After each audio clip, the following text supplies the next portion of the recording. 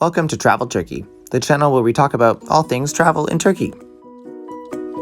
Hey, are you thinking of traveling to Turkey? Is COVID-19 still a thing in your life? Then check out these 5 tips on how to travel during a pandemic in Turkey. My hope is that by watching this video, you'll be able to gain some insight and avoid a few of the issues that I ran into and just have a good trip as a result. But first, an intro. My name's Connor and I traveled to Turkey in October 2021 for a hair transplant. More on that in my other video here. Now, in terms of traveling, if you haven't really done much of that out of country since the pandemic began, you might be really itching to go and just release. Unfortunately, it is pretty stressful if you don't really know what you're doing, and you could even miss your transatlantic flight like I might have. More on that later on. My goal is by following some simple advice that I can provide you, you'll have a fairly seamless trip in Turkey regardless of the situation with the pandemic. Now, just a disclaimer before we get going.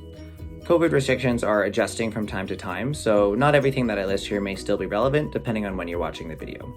But I think a lot of it is still generally helpful, so let's take a look and hopefully it's useful for you as well. Number 1. Get an HES code from the government. The HES code is a 10 or 12 digit code that the government of Turkey provides to people that are traveling around the country, and it allows them to do contact tracing. So if you test positive, they can figure out which trains and buses and planes and all sorts of other things you've been on. Now, when I initially looked at the website that talked about this, my impression is that it was for domestic people, not just domestic travel of any kind, and that it didn't really apply to me as a foreigner because I didn't have a government ID or something like that. But what I found when I tried to check into my flight, even in Canada to fly to Turkey, is that they asked for the code and I didn't have one. So I had to panic register on my phone while trying to check in after waiting for hours in line.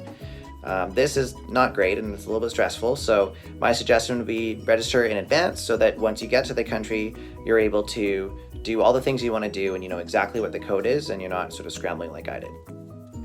Number 2, be careful about shared living spaces like hostels. Hostels are more common in terms of outbreaks because there's shared air in the common areas and in common dormitories, so it's something to keep in mind if you're looking to book accommodation. My suggestion would be to choose a hostel room that has not too many beds, like when I was at Cheers Hostel in Istanbul, my room had 4 beds, or stay at a place that has individual rooms and or a shared lounge space, like at Bayram's Tree Houses in Olympos, where I stayed. Number 3, bring a mixture of disposable and reusable masks with you. Turkey is generally a pretty good country when it comes to mask wearing. People wearing masks in the plane, on the train, in hotel lobbies, in crowded spaces, in lounges for airports, all over the place. So you're going to be using masks a lot. Beyond this, the climate in Turkey varies so much depending on where you are. In Istanbul, when I was there, it was very humid and wet.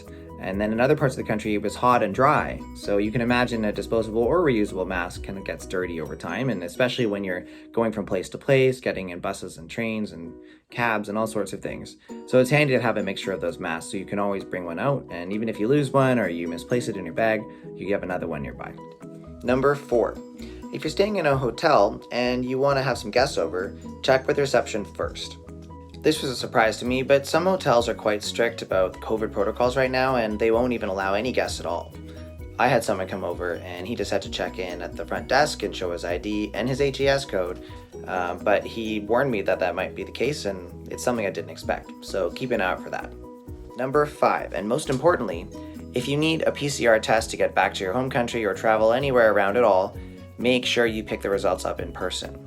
Depending on where you're from, you may be more used to picking up results through email or phone or text message or something like that, but not in Turkey. The majority of the places will not do that. They will not tell you when it's ready and they will not send anything to you.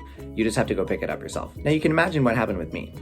In my time in Turkey, I was there for several weeks and I did my test and I waited to receive the results and they kept not coming, and then I had my procedure and the next day I was meant to leave and it still kept not coming, and eventually I made it to the airport expecting that in that 48-hour time span it would maybe come at the final hour, and it didn't do that.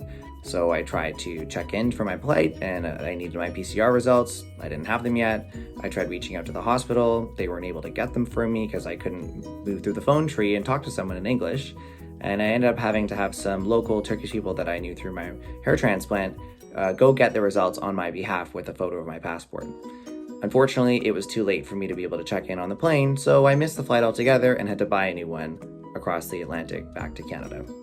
So please, don't do what I did. Pick up the results in person. Make sure you have enough time to do that before you get to the airport, and you will avoid a lot of pain and stress and money that I spent. So there you have it. 5 tips on how to travel in Turkey during a pandemic. If you like these tips, let me know which one was your favorite in the comments below, or add in your own.